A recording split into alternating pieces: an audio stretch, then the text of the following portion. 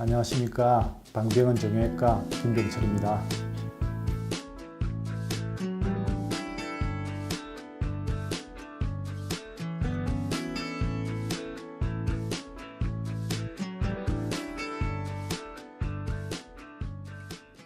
무지외반증에서 무지라는 것은 엄지발가락을 말을 하며 외반이란 바깥쪽으로 휘었다는 뜻으로 엄지발가락이 새끼발가락 쪽으로 굽어져 발의 형태가 변형된 질환을 말하는 것입니다.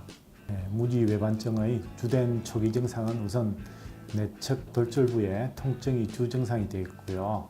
이후 신발을 신을 때 휜 엄지발가락 안쪽으로 닿게 되므로 염증이 생겨서 아프기도 하고, 또 심한 경우에는 그 돌출부가 신발과 마찰이 생기면서 피부 괴사까지도 유발되는 경우도 있습니다. 무지외반증의 진단 방법은 쉽게 알 수 있는 것이 엄지발가락 내측 부위의 돌출 여부, 즉 눈으로 보는 건데, 일단 눈으로 봐서 엄지발가락이 내측으로 휜 상태로 보이면은 환전 상태와 선 상태의 엑스레이 검사를 시행하게 되는데, 체중 부하를 한 상태로 찍는 것이 휜 정도를 더 정확하게 볼 수 있어서 좋습니다.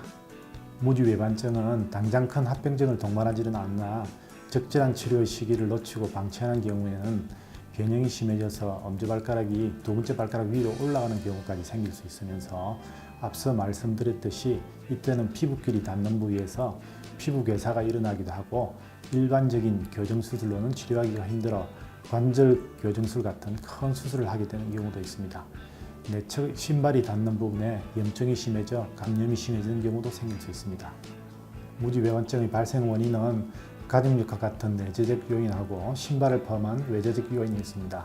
우선 외재적 요인은 유전적 요인, 가족력, 발 자체가 넓게 펴지는 경우로 볼 수 있고요. 또한 발의 앞부분이 안으로 휘어져 있는 중족골 애전증도 내재적 요인이 될 수 있습니다. 외재적 요인은 발 앞쪽으로 체중 부하가 생기는 하이힐이나 볼이 본인 발보다 좁은 신발 등으로 발에 압력이 가해져 변형이 일어날 수 있습니다. 무지외반증은 후천적인 경우 주로 굽 있는 좁은 신발을 신는 여성한테서 많이 발생함으로써 수술 후 통증이나 변형의 과소교정, 그리고 교정 부위의 절적지 못한 교정 등으로 불리압이 생기기도 하고, 신경포착을 일으켜서 통증이 수술 전보다 더 심한 경우까지 생길 수 있었습니다. 그렇게 통증이 심해지고 걷기가 힘들다 보니 입원 기간이 더 늘어날 수밖에 없었던 거죠. 그래요. 요즘 무지외반증 수술 방법이 여러 가지로 소개되고 있습니다. 하지만 제일 중요한 것은 환자의 발 상태를 보고 적절한 수술 방법을 사용해야 한다는 것입니다. 그래야 입원 기간이나 회복 속도도 빨라지고 재발 위험이나 통증도 줄어들게 되는 것이니까요. 무지외반증은 한번 발생이 되면 일반적으로 점점 더 진행되게 됩니다. 따라서 변형의 정도가 심해질 수 있고 체중이 외측으로 실리면서 바깥쪽 보행을 하게 됩니다. 그래서 새끼발가락까지 변형이나 통증이 생길 수 있고 관절염까지 발생할 수 있습니다. 더 심한 경우에는 무릎이나 허리에까지 영향을 줄 수가 있습니다. 무지외반증 수술 방법은 무지외반각을 줄여주고 고정 부위의 안전 정도를 높여주는 것이 필요합니다. 그래서 정확한 진단이 중요하고 환자의 상태에 맞는 적절한 수술을 선택해야 결과가 좋아지는 것입니다.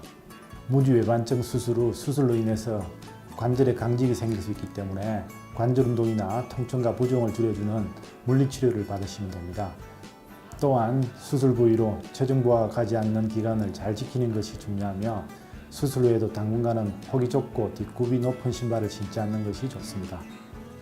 무지외반증의 예방법은 발가락에 충분히 들어갈 수 있는 폭이 넓고 굽이 낮아서 발가락이 편안히 놓일 수 있는 신발을 신는 것이 중요합니다.